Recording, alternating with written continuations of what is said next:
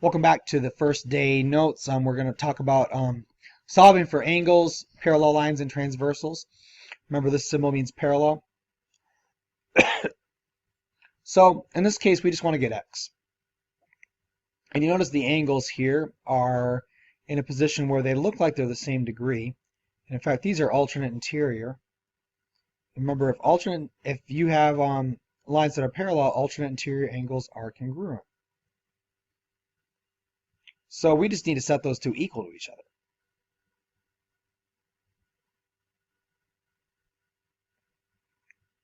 Solve for x and you're done with this problem because that's all it wants is x. So take away the 2x from each side.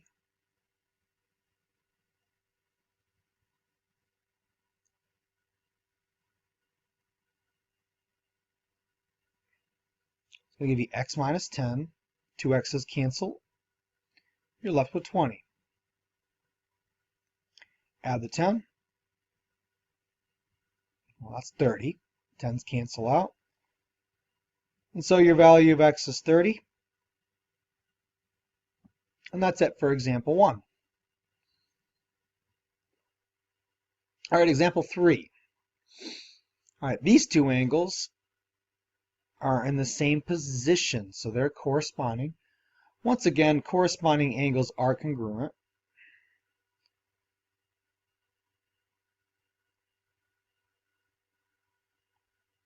So we're doing the same thing as before. The only difference is we want to actually find an angle measure. So in this case, once we've established x, once we found x, we've got to take that additional step and plug it in.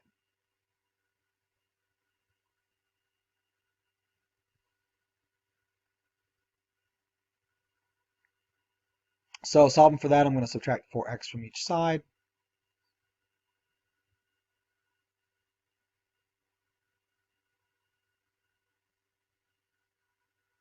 Take away 20 from each side.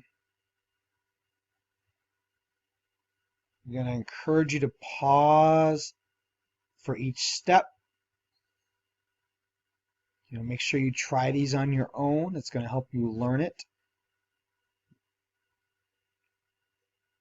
4 is cancel. 60 divided by 4 is 15. Okay, don't stop there because they want to know the angle measure for 2. So since angle 2 is 4x plus 80, the measure of angle 2 is going to be 4 times 15 plus 80. Well, 4 times 15 is 60. So 60 plus 80 is 140 degrees. So your answer for this example is 140 degrees. Go ahead and circle that. Pause it. All right, for example 4, we got two variables to solve for. So I have two expressions with y, so I'm going to have to get y first. So let's ignore x for a minute, and let's talk about what these angles represent. These two angles would be considered same side interior because they're on the same side of this transversal inside those two parallel lines. And so same side interior angles, I'll just call it SSI, are supplementary. They add to 180. So your equation, 8y plus 2 plus 25y minus 20 equals 180. So in this case, you have to actually combine like terms first. 8, don't subtract 8y from 25y. These are on the same side of the equation. So these are going to combine to 8y plus 25y, and that's going to be 33y. The 2 and the minus 20, well, 2 minus 20, 2 and negative 20 is negative 18.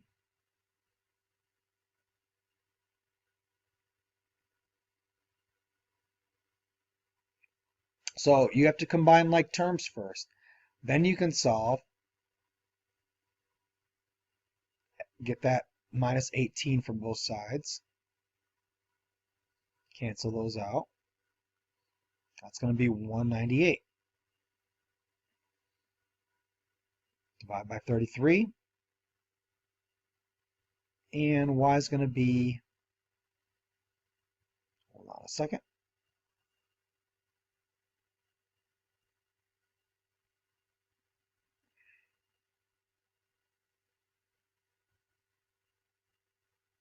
six. So I'm halfway there. And now we got to get x. So 10x is this angle, and there's two ways you can get it. You can plug it into this angle, which is going to form a line with that angle, so they're supplementary.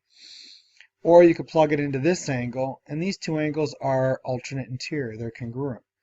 I'm going to plug it into 25y minus 20, so that way I can set it equal to 10x. Because I know this.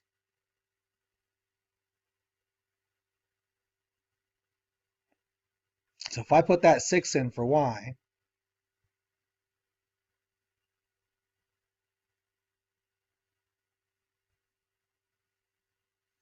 $25 times 6 is going to be $150, I believe. 150 minus 20 is 130.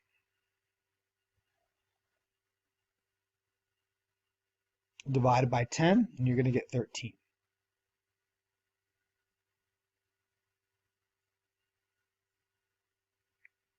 And there you have it. You have x, which is 13, and y.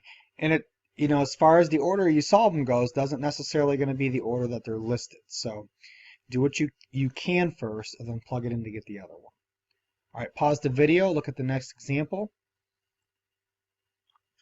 All right, in example 5, we have we have two sets of parallel lines, but this is 3 lines. This line here isn't really necessary, I don't think, but we do need these two to show that these two angles are congruent. These are corresponding angles. And so to get x first, we would have to know that corresponding angles are congruent.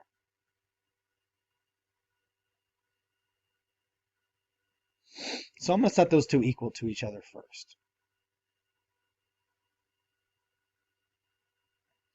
By now, you guys are pros at solving equations. So we want to definitely solve for x. We want to get the x's on one side. 4x minus 3x is x. 3x's cancel.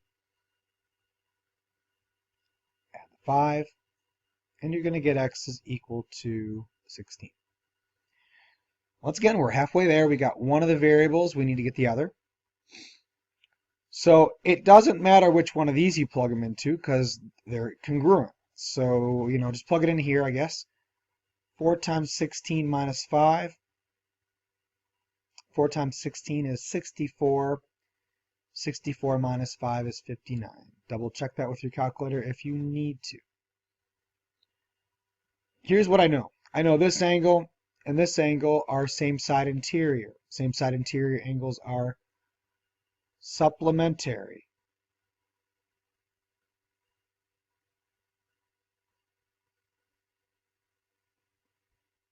Two y plus 1 plus 4x minus 5 equals 180.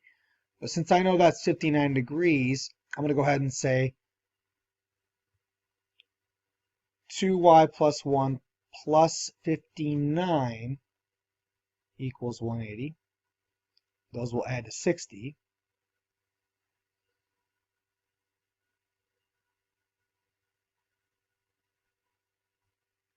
And if I take away 60, I'm going to get 120.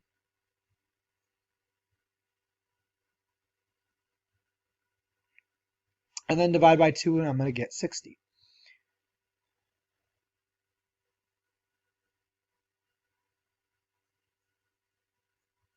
So the value of y is 60. Of course, this angle is not 60. The angle is going to be 2 times 60 plus 1, which is 121 degrees.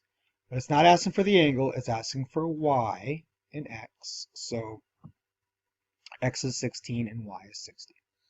Pause the video. Look at that last example. All right, our final example, and this one's definitely outside the box type of example. because we're not used to seeing, this angle without the line going all the way to the parallel line on the other side.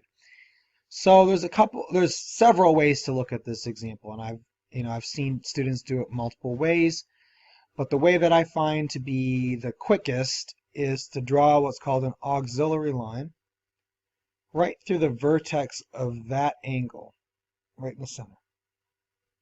Make it parallel to the lines that are above and below it. So essentially we have 3 parallel lines instead of 2. So the idea behind doing this is that you're going to create sets of alternate interior angles. This angle and the top part of that angle are alternate interior, which means they're going to be congruent. That part's 36 degrees. This angle and the bottom part of that angle is going to be they're going to be alternate interior, so they're both going to be 31 degrees. And you notice that x represents the entire angle here, which is composed of the 36-degree angle and the 31. So simply put, you're just going to take these 2 alternate interior angles and add them together.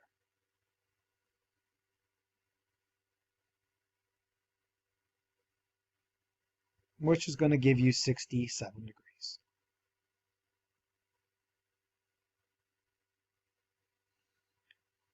Well, I hope these examples were helpful. There should be enough information to work out the first assignment, day 1. And if you have any questions, please feel free to ask, and I hope this helps. Thank you.